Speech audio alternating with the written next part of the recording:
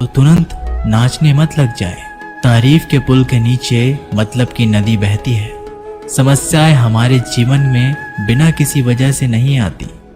उनका आना एक इशारा है कि हमें अपने जीवन में कुछ बदलना है। जिंदगी की सबसे अच्छी और खराब बात यही है कि ये हमेशा नहीं रहने वाली। ये एक उम्र के बाद हम सभी को समझ में आने लगती है कि दिन अच्छे हो या खराब, दोनों ही बीत जाते हैं।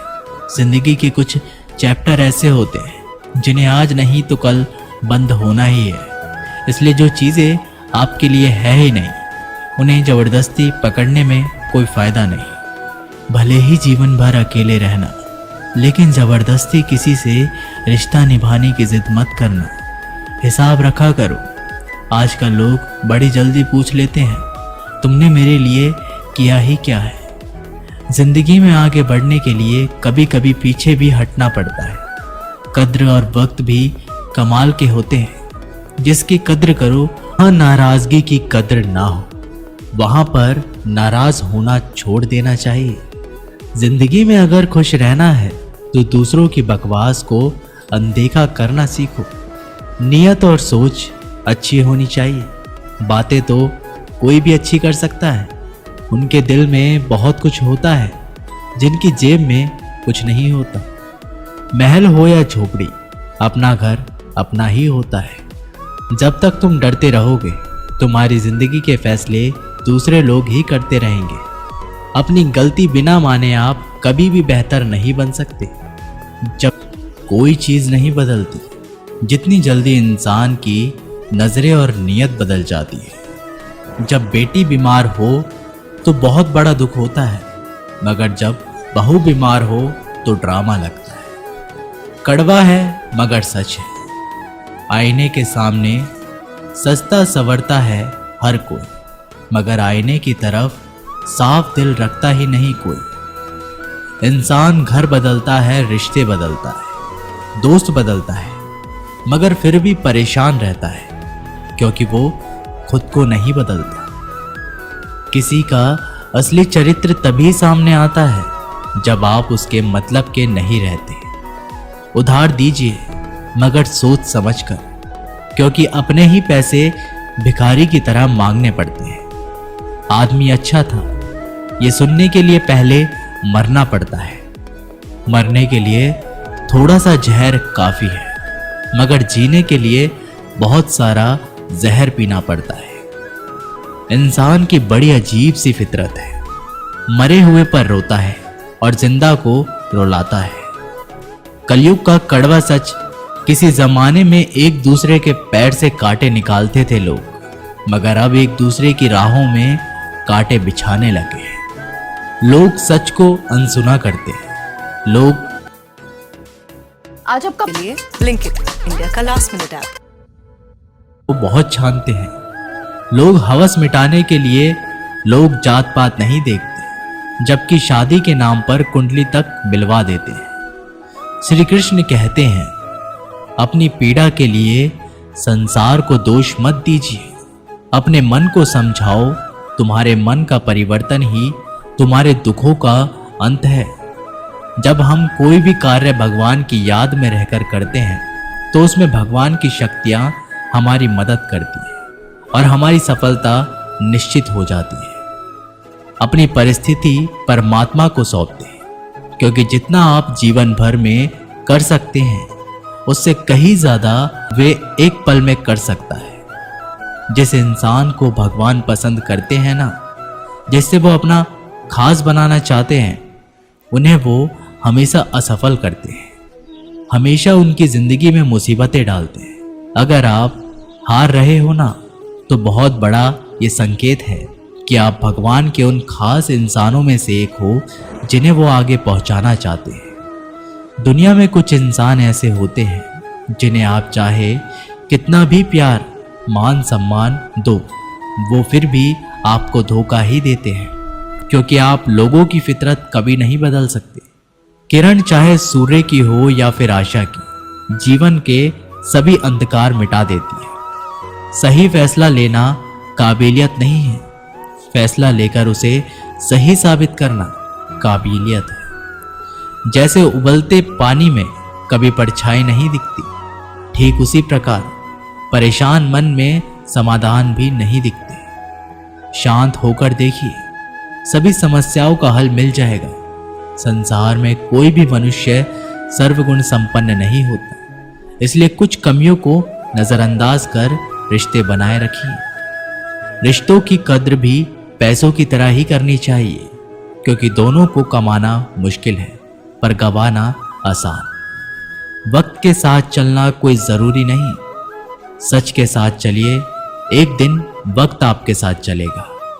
जो लोग जज्बात छुपाने वाले होते हैं वे ज्यादा ख्याल रखने वाले होते हैं। पढ़ो लिखो हंसो कुछ भी करो, लेकिन जो सपना देखा है उसे हर हाल में पूरा करो। आज के जमाने में किसी को यह महसूस मत होने देना कि आप अंदर से टूटे हुए हैं, क्योंकि लोग टूटे हुए मकान की ईंट तक उठाकर ले जाते हैं।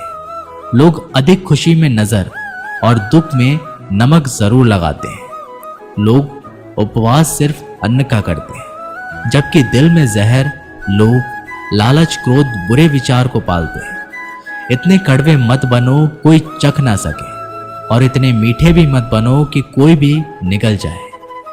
तरक्की की राह पर उसी का जोर चलता है, बनकर रास्ता जो भीड़ से अलग चलता है। किसी को ज्यादा भाव दोगे तो वो आपको रद्दी के भाव बेच देगा, इसलिए किसी पर उतना ही लुटाओ जितना समेट सकते हो। भाग्य भी उसी व्यक्ति का साथ देता है जो पहले खुद अपनी तरफ से सफलता प्राप्त करने के लिए कदम बढ़ाता है। कल शीशा था, सब देख देख कर जाते थे, आज टूट गया, सब बच बच कर जाते हैं। ये वक्त है साहब, दिन सबके आते हैं।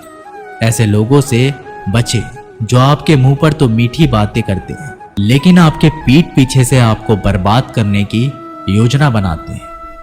आंखें पूरी दुनिया की बुराई को देख सकती हैं, मगर खुद में क्या बुराई है ये कभी नहीं देख सकते। अपनी अकल पर घमंड करने वाले व्यक्ति अक्सर गलती कर बैठते हैं। चोट का घाव दवाई से ठीक हो सकता है, मगर कड़वे शब्दों का घाव कभी ठीक नहीं होता। प्रार्थना ऐसे करो जैसे सब कुछ भगवान पर ही निर्भर करता है, और प्रयास ऐसा करो जैसे सब कुछ आप पर ही निर्भर करता है। अकेले हो तो विचारों पर काबू रखो, और सबके साथ हो तो जुबान पर काबू रखो। सिलाई अगर भावनाओं से हुई है तो टूटना मुश्किल है, पर अगर स्वार्थ से हुई है तो टिकना मुश्किल है। गुस्से में कभी गलत मत बोलो, क्योंकि मूड तो ठीक हो जाता है पर बोली हुई बातें वापस नहीं आती। परिस्थितियां जितनी भी ज्यादा आपको तोड़ती हैं, उतनी ही ज्यादा आपको मजबूत बनाती है। में एक व्यक्ति रहता था जो बहुत ही ज्यादा बोलता था। वह एक ऐसा व्यक्ति था जिसको हर बारे में अपना ज्ञान देना होता था, चाहे कोई पूछे या ना पूछे। हर चीज के बारे में वह अपनी राय रखता था। जब भी कोई उससे बात करने आता तो वह उसके सामने अपना दुखड़ा रख देता था, और कोई कुछ पूछने आए तो बिना उसकी बात सुने वह अपनी सलाह देना चालू कर देता था।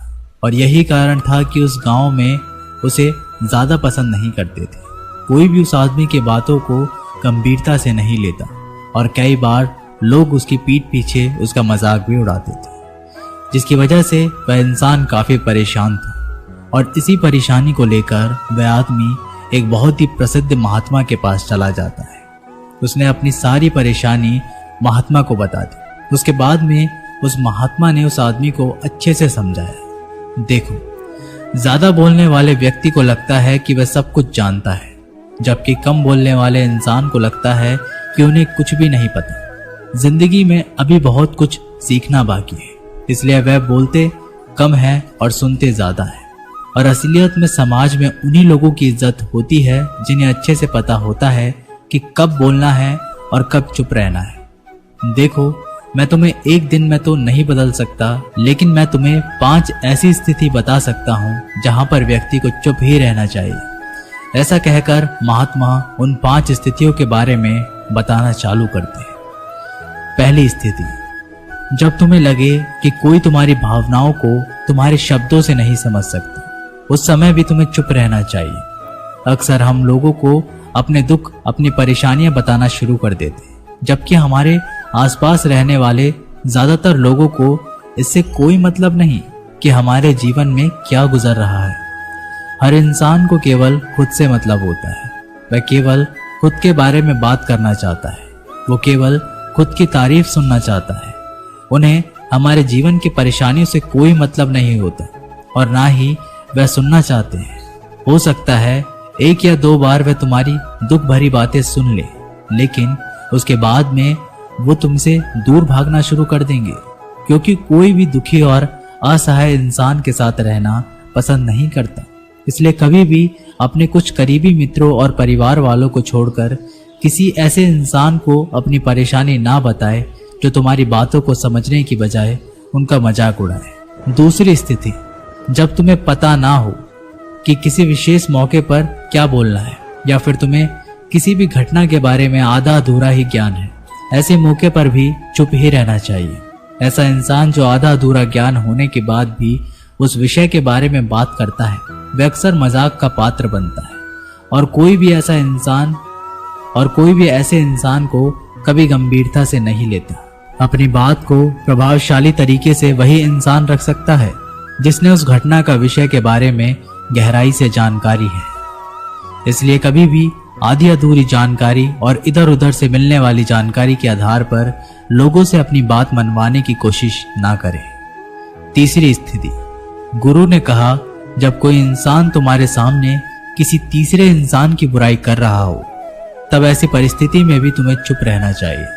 तुम्हें कभी भी ऐसी नकारात्मक बात का हिस्सा नहीं बनना चाहिए, क्योंकि आज जो इंसान तुम्हारे सामने किसी तीसरे इंसान की बुराई कर रहा है, वही कल किसी और के सामने तुम्हारी भी बुराई करेगा।